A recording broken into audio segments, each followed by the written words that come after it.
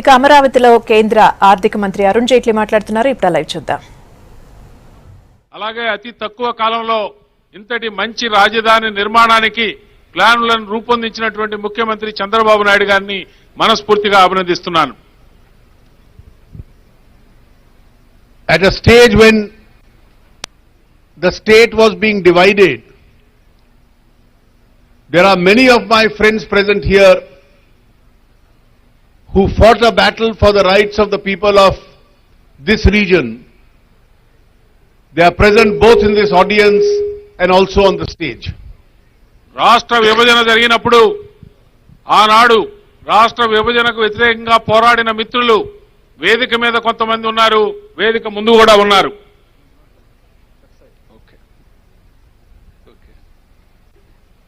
Shri Chandrababu Naidu, Shri Venkaiah Naidu, at that time used to insist that we must get a package which protects the rights of the people of Andhra Pradesh.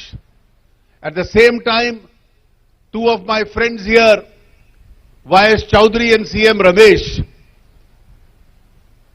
did not allow the voice of the people of Andhra Pradesh to be dimmed. Both of them fought a valiant battle in Parliament. ఆనాడు ఆంధ్రప్రదేశ్కు ప్రయోజనాలు పరిరక్షించే విధంగా వెంకయ్య నాయుడు గారు అలాగే ఆంధ్రప్రదేశ్ గురించి చంద్రబాబు నాయుడు గారు కూడా పోరాడారు. కానీ రాజ్యసభలో వెంకయ్య నాయుడు గారు ఆంధ్రప్రదేశ్ ప్రయోజనాలు పరిరక్షించాలని పోరాటం జరుపుతున్నప్పుడు ఆ రోజు రాజ్యసభలో ఉన్నటువంటి వైఎస్ చౌదరి గారు అలాగే సీఎం రమేష్ గారు ఆయన మాట్లాడే మాటలు వినపడకుండా ఆందోళన చేశారు. Today, under the dynamic leadership of the Chief Minister, I have no doubt in my mind that the capital which is going to be created here, the city of Amravati, in due course will become India's finest city. Chandrababu Naidu గారి యొక్క నాయకత్వంలో రూపొందించబడే ఈ యొక్క నూతన రాజధాని ఒక అత్యాధునితమైన అందమైన పట్టణంగా దేశంలో రూపుదిద్దుతుందని నాకు విశ్వాసం ఉంది. I have seen the Chief Minister in Delhi. I have seen him engage with the people of his state. I have seen him traveling to foreign destinations from China to Japan to Davos to US, trying to bring resources in order to rebuild the state. ఆయన నేను చూస్తూ ఉంటాను. ఢిల్లీకి వచ్చినప్పుడు కానీ రాష్ట్రంలో ప్రజలతో ఉన్నప్పుడు కానీ లేదా ఇతర దేశాల్లో పర్యటిస్తున్నప్పుడు కానీ ఈ రాష్ట్రానికి పెట్టుబడులు కావాలని వారు పడుతున్న శ్రమ అమోఘం. Chandrababu ji, you are credited for having converted Hyderabad into one of the finest cities in the world. Today, you have an opportunity where you have to write on a clean state and create a great new city from amongst the fields of Guntur. Chandrababu Naidu గారు మీరు గతంలో ముఖ్యమంత్రిగా ఉన్నప్పుడు హైదరాబాదును ఒక అధునాతనమైన నగరంగా రూపుదిద్దే అవకాశం మీకు వచ్చింది, మీరు చేసి చూపించారు. ఇవాళ మరొక నూతన రాజధానిని అమరావతిని నిర్మాణం చేసే యొక్క అదృష్టం అవకాశం మీకు కలిగింది. And I am here to assure you that in this task you will not be alone. The government of India will support you to the hilt. ఈ నూతన రాజధాని నిర్మాణంలో మేము మిమ్మల్ని ఒంటరి వాడిని చెయ్యం, మీతో పాటుగా కేంద్ర ప్రభుత్వం సహకారం ఇస్తుందని మనం చేస్తున్నాను. I have already said that in the first 5 years we are going to allocate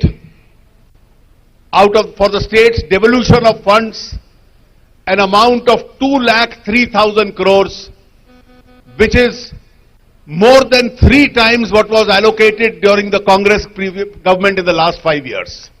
గతంలో 5 సంవత్సరాలు కాంగ్రెస్ పార్టీ అధికారంలో ఉన్నప్పుడు ఈ రాష్ట్రానికి కేటాయించిన నిధుల కంటే అనేక రెట్లు ఎక్కువగా 5 రెట్లు ఎక్కువగా ఈ 5 సంవత్సరాల్లో 2,03,000 కోట్ల రూపాయలని నిధుల్ని ఆంధ్రప్రదేశ్కి ఇస్తున్నాం. From 2004 to 2009, Andhra Pradesh got 34,000 crores from center. From 2009 to 2014, it got 69,000 crores. 2004 నుంచి 2009 సంవత్సరం 5 సంవత్సరాలకు గాను ఆంధ్రప్రదేశ్కు కేంద్రం నుండి 34,000 కోట్ల సహాయం వచ్చింది. అలాగే 2009 నుంచి 2014 వరకు కూడా 5 సంవత్సరాలకు గాను 64,000 కోట్ల సహాయం వచ్చింది. But in the 5 years of the Modi government, Andhra would be getting 2,03,000 crores only towards the Finance Commission and several other amounts which I will just now explain.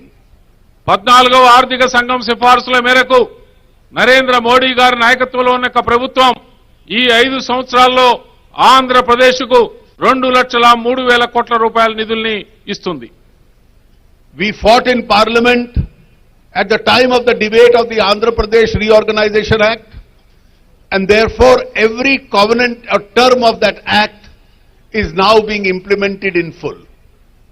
Andhra Pradesh పునర్వ్యవస్థీకరణ చట్టం 2014లో ఉదాహరించినటువంటి ప్రతి ఒక్క వాక్యాన్ని, ప్రతి ఒక్క చర్యని మేము తూచా తప్పకుండా అమలు చేయడానికి కట్టుబడి ఉన్నాం. Over and above what is the state is entitled to under the Finance Commission, dozens of institutions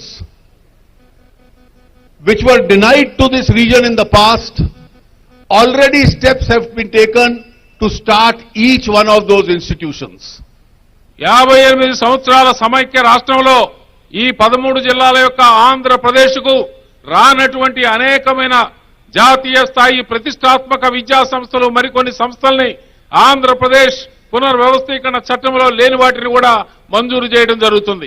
Already we have undertaken steps, and AIIMS, IIM, IIT, Indian Institute of Science, Petroleum University, and dozens such institutions are already in the process of being set up in the state.